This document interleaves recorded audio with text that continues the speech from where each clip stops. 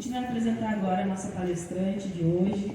Ela é a Sandra Helena Figueiredo Maciel, graduada em Letras e Gestão Pública, é assessora da Secretaria de Estado de Educação do Rio Grande do Sul e conselheira do Conselho Estadual de Acompanhamento e Controle Social da Fundeb.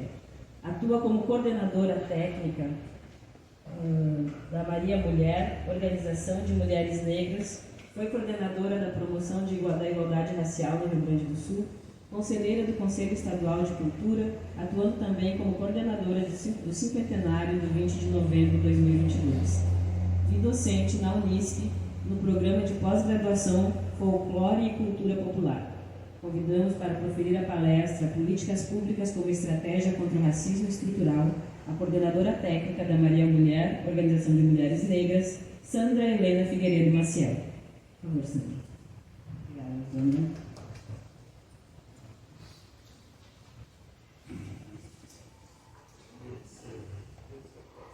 Bom dia, pessoal. Bom dia.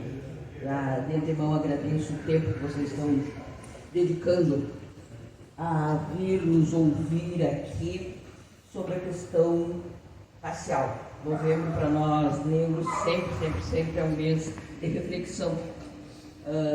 Num país que nós somos 56% da população e que a gente não está representado nos espaços de poder ou nos espaços onde a gente possa ter voz e outras questões que nós vamos poder estar conversando nesse momento que a gente vai ter aqui. Me foi proposto o tema Políticas Públicas como Estratégia contra o Racismo Estrutural.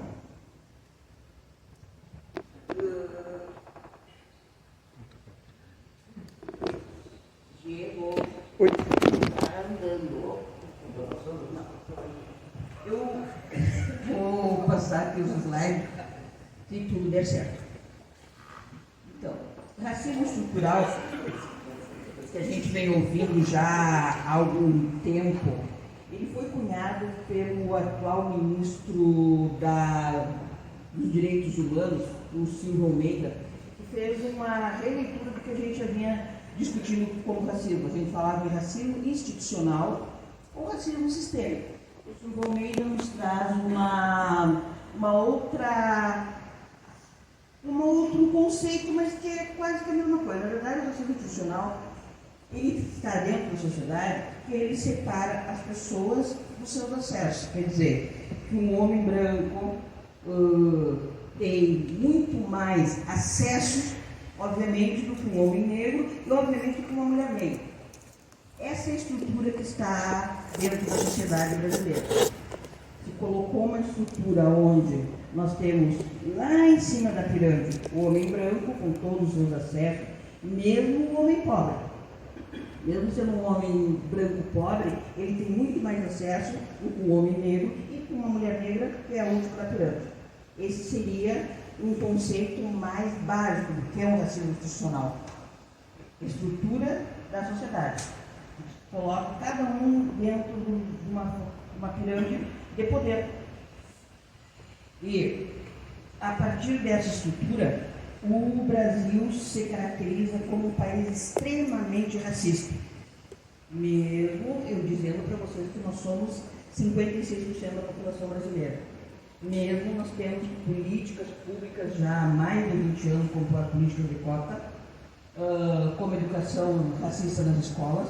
A lei 10.639 fez 20 anos, mas se nós entramos numa escola pública ou numa escola privada, ainda só se fala em educação racista em novembro. Como se nos outros meses não acontecesse racismo, como se nos outros meses a presença do estudante negro não estivesse na escola. Então, há uma estrutura que coloca essas questões sempre num outro patamar. Até porque nós não temos tanto. Eu estou vendo, por exemplo, aqui. Posso dar um exemplo dessa estrutura para vocês. Quantos homens brancos nós temos aqui? A maioria. Ou alguém que não se acha tão branco. E mulheres negras, minoria. Se nós fôssemos fazer uma fotografia, essa seria uma fotografia básica da sociedade brasileira.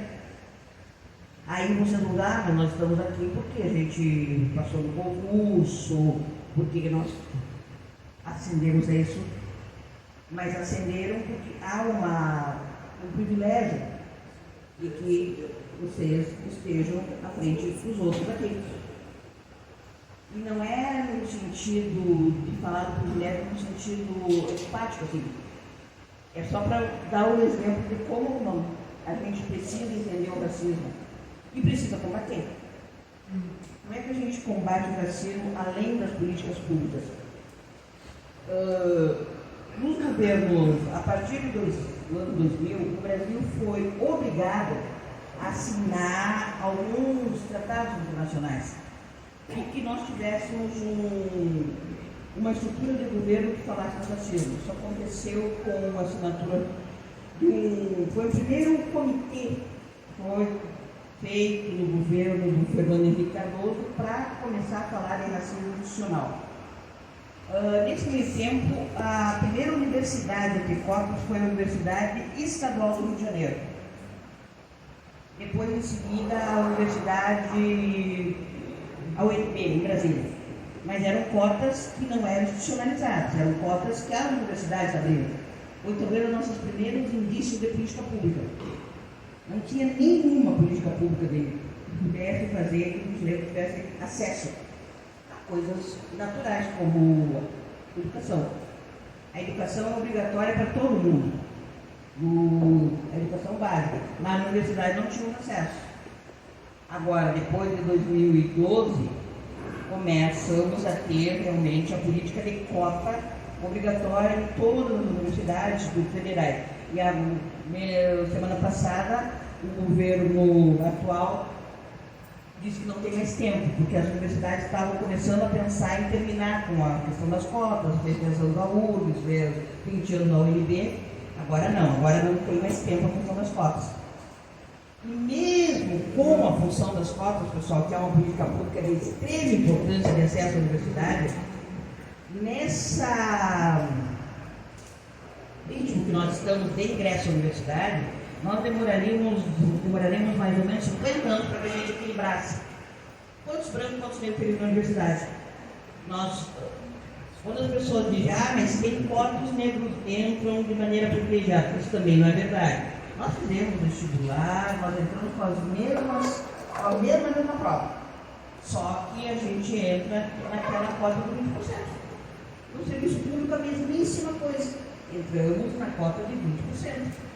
Essas seriam as políticas públicas assim, mais destacadas de todos os outros governos, além de terem secretarias de combate à igualdade racial, e agora nós temos o Ministério. Nunca nós tivemos um Ministério. Nós tivemos secretaria nos governos passados, e há 4 anos atrás não tínhamos nenhuma, e agora nós voltamos a ter um Ministério de Igualdade Racial. Mas é um ministério que tem de orçamento somente 3% de todo o orçamento. Quer dizer, é um ministério que vai fazer, por exemplo, que vai ter que precisar fazer muito convênio com outros ministérios para poder implementar a política de igualdade racial no país. Precisa estar articulado com todas as outras políticas, porque não tem ainda recurso. E um sistema capitalista onde a gente não pode acessar recurso, a gente não consegue avançar. Então a política pública, ela precisa, para nós negros, de 2 coisas que me parecem que são principais. Os acessos, acesso a bens culturais e acesso a crédito. Enquanto nós não tivermos os acessos nós vamos continuar fazendo secando o gelo, porque a gente não consegue atingir um patamar mínimo de dignidade. A questão, por exemplo, dos programas sociais Minha Casa Minha Vida, nós não temos o Código Racial, e deveria ter, porque agora, com esse mundo de água, onde é que estão a camada pobre da população, que são a grande maioria negra, estão nas encostas? Nós não temos acesso à moradia. A questão da crédito. Quem é que pode chegar, qualquer trabalhador, pode chegar num banco público e pedir um crédito? Tem que mostrar que tem isso, tem... Nós não temos acesso. Se a gente não tem acesso ao crédito, nós não temos acesso ao bem de consumo. E isso fica sempre muito escondido, assim, quando a gente fala de política pública. A política pública, ela precisa ser mais universalizada. A única política pública que nós temos, que é universal, é o SUS. Esse atende todo mundo, atende todas as condições. O SUS, no sistema de saúde, a gente avançou um pouco porque nós temos um recorte, nós temos a política de saúde da população negra. E aí, mesmo passando por outros desgovernos, não desmantelou. Então, essa política se mantém, ela não está ainda forte, potente na ponta do posto de saúde, mas ela existe. Nós temos uma particularidade na saúde que é ter aliança falciforme, que é uma particularidade dos negros. Isso no Sistema Único de Saúde, quando é detectado, o cidadão é acompanhado para e passo, porque é uma preocupação do sistema. De acompanhar esse cidadão, porque ele vai desenvolver a outra doença, inclusive na questão de receber o remédio. Mas outras políticas a gente não tem. Então, o desafio de verdade em política pública é que a gente consiga avançar.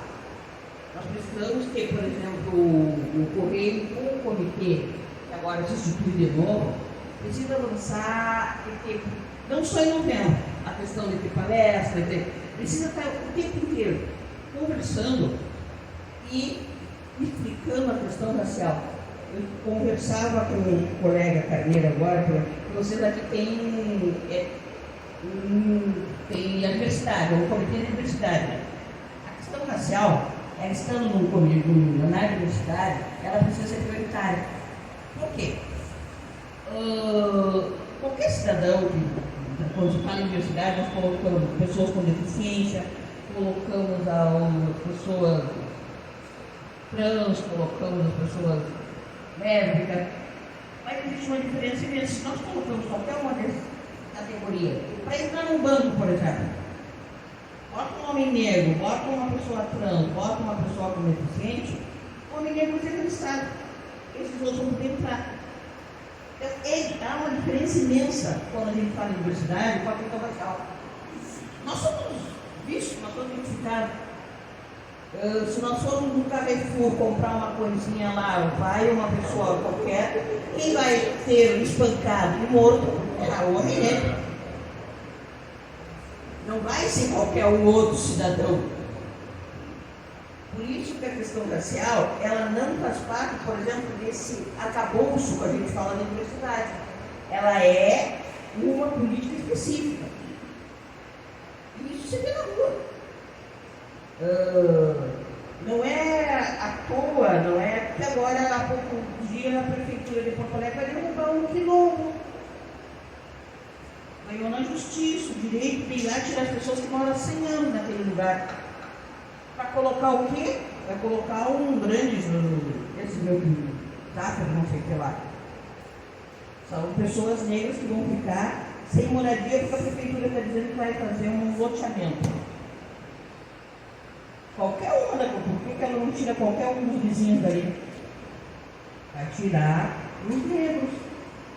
Então, são situações que a gente se dá conta que a política pública, ela precisa atuar a nosso favor.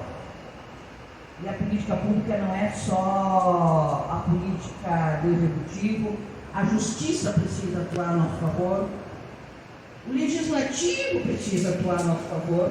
Mesmo que nós tenhamos agora bancadas negras, temos aqui no Rio Grande do Sul, temos no Paraná, São Paulo, Santa Catarina, que são nesses estados do sul que são considerados brancos, nós temos a bancada, mas essa bancada, em relação aos outros 37 que tem, somos minoria ainda. Eu penso então que quando a gente coloca esse desenho para vocês caminham o dia inteiro e vocês estão diretamente ligados com essas situações do dia a dia.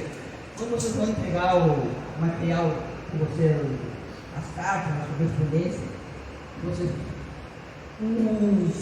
quando chega um negro para bater nos edifícios, já tem um certo receio. Quando a gente chega, eu sou professora de língua portuguesa. Sempre me perguntam se eu entro no edifício, se eu conheço alguém que sabe fazer faxina. Eu digo, olha, eu não conheço, eu faço eu mesma a minha faxina, eu sei dar aula de língua portuguesa. Mais ou menos. Porque associo a cor da nossa pele a trabalho, sempre eu sou contrário. Não associo a cor da nossa pele a qualquer outro tipo de trabalho. Porque a nossa população não é formada para isso. Na escola a gente vê isso. Está fazendo esse combate. E aonde a gente aprende a ser racista? Em casa e na sociedade. Nós não aprendemos. Todo mundo diz que a gente não nasce racista, mas a gente aprende a ser racista e também a gente tem que aprender a não ser racista e a ser antirracista. O papel dos brancos é nos auxiliarem nessa luta. Eles não são frente, eles são auxiliares. Não são protagonistas na luta, mas são auxiliares. Precisam também entender quando a gente fala essas coisas. Sempre deve dizer, mas de novembro esses negros me incomodam, sempre vem com essa mesma conversa, sempre porque estão nos dizendo qual é a questão do racismo. Mas acontece todos os dias. Só quem tem a pele negra que sabe disso. Quem tem a pele mais clara no país de negro não sente todas essas questões que a gente fala e que os brancos ficam olhando, mas sempre os negros vão dizer isso. E vamos continuar dizendo, nós vamos dizendo isso há bastante tempo, e vamos continuar dizendo, nós não temos uma sociedade igualitária, nem justa. Ela tem um viés de injustiça e ela sempre tem cor. O ano passado, o IBGE e o IPEA trouxeram o mapa da violência no país. A população carcerária negra, ela aumentou mais de 76% nos últimos 5 anos. Os negros começaram a roubar mais? Não. Ou assaltar mais? Não. Cometer homicídio? Não. Acontece se tu estiver na rua e for revistar e tal, olharem perfis, tu leva para a delegacia, fica fechado. E a próxima, te levam preso. Esse é um sistema desigual. Só tem uma porta de entrada e não tem uma porta de saída. Nós estamos deixando essa juventude sem escola e colocando no presídio. Estamos construindo mais e mais presídios. É uma desigualdade imensa. E isso vai desembocar onde? Uma sociedade mais violenta e nada justa. Porque nós abrimos mais e mais presídios. Estamos inaugurando agora mais uma parte de chateada. O que é que vão colocar? Coloca a população que não tem os acessos, gente. Acesso à educação, acesso ao trabalho, uma vida digna. E com todos esses apelos comerciais que nós temos. Como é que tu dialoga com o menino da periferia, um menino negro que quer comprar um iPhone? Ele não tem o recurso para comprar o iPhone. Ele está querendo comprar, quer ter, porque o outro tem, lá tem um que tem, o outro tem. E a cabeça não está formada para entender que não vai poder comprar, vai comprar um roubado, se ele é pego, ele é fechado. Nós abrimos mais vaga em cadeia e tiramos esse menino da escola. E isso não é política pública. Política de segurança não pode ser política de encarceramento. Política de segurança nós temos que ter política de verdade. Como houve um ensaio com o Pronasc, com as UPP que tentaram no Rio de Janeiro fazer, em outros lugares. A política de segurança no país que prende, ela não é uma política pública que nos beneficie enquanto cidadãos negros. Deixa eu ver qual é outra política pública que a gente possa estar colocando para vocês. E segurança. Então, todo mundo precisa de segurança, precisa de educação, precisa de saúde. Na saúde, mais ou menos, a gente consegue ter esses excessos. Mas na educação e nem em segurança a gente está pecando muito. Então, eu creio que esses comitês que a gente tem, a gente precisa estar fazendo uma proposta pública. Levar para os deputados negros que a gente está elegendo, ou para os não negros também, que tenha compromisso com a causa, porque na verdade a política pública precisa estar muito mais ampliada, para que a gente consiga realmente ter os acessos e que os negros parem de ser a palha da pátria. Nós não podemos carregar mais esse país que a gente vem fazendo a construção dele há mais de 500 anos, porque não existe uma pedra que não tenha sido feita pela mão dos negros. Mesmo nesses estados que são ditos como estado branco, que os alemães e que os italianos vieram aqui trabalhar, eles chegaram aqui, tinha alguma coisa, né? Eles tinham alguma estradinha construída, tinha algumas pedrinhas já colocadas, tudo pela mão dos negros. E eles chegaram aqui também com privilégios, porque tinham terra, os negros não poderiam ter terra. Eles tinham terra, tinham insumo e tinham crédito, coisa que os negros não tiveram. Então, quando eu falo, mas o Rio Grande do Sul, os alemães e os italianos são muito trabalhadores, claro que são, porque tiveram privilégio. E não contente de ter esse privilégio, agora nós estamos fazendo umas barbáries de ter trabalho escravo. Vocês imaginam nesse tempo que nós estamos vivendo, essas empresas vinícolas terem trabalhadores escravizados? É um absurdo tão grande, tão grande, tão grande. Trazerem trabalhadores de outros estados para manter em regime de escravidão, agora, na nossa época, é algo tão bárbaro que as pessoas ficam. E isso, por exemplo, só foi descoberto quando a população de Gravataí e o Bento Gonçalves não sabia que aqueles trabalhadores estavam em situação de regime escravo, não sabia, mas eram negros. Ou é impossível que uma população não tenha visto chegar os ônibus e ônibus com aquelas pessoas. Onde é que estavam? E aí as pessoas fecham os olhos por uma barbárie. Em pleno século XXI nós temos trabalhadores escravizados. Os trabalhadores são negros. Na Serra Gaúcha. E não terminou só nas vinícolas. Tem mais trabalhadores nas fazendas nas estantes de arroz, onde estão plantando arroz, onde estão plantando soja. Aí o poder público também tem uma lentidão, porque há muito tempo nós não temos fiscais de trabalho, nós temos pouquíssimos que possam chegar lá para autuar essas empresas, que são, na verdade, quadrilhas, que trazem os trabalhadores para não pagar direito nenhum, direito social, e nem pagar salário, nem comida. Essas estão acontecendo ainda hoje. Por isso que é mais do que importante que a gente converse sobre a questão racial. É impossível que a gente ache que é normal um ser humano trabalhar 8 horas para enriquecer quem já está rico. A gente já não tem onde botar o dinheiro.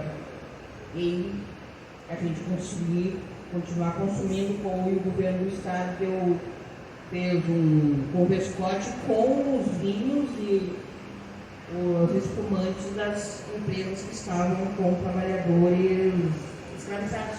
A Garibaldi Europa e outras que estão com trabalhadores escravizados nas colheitas de uva.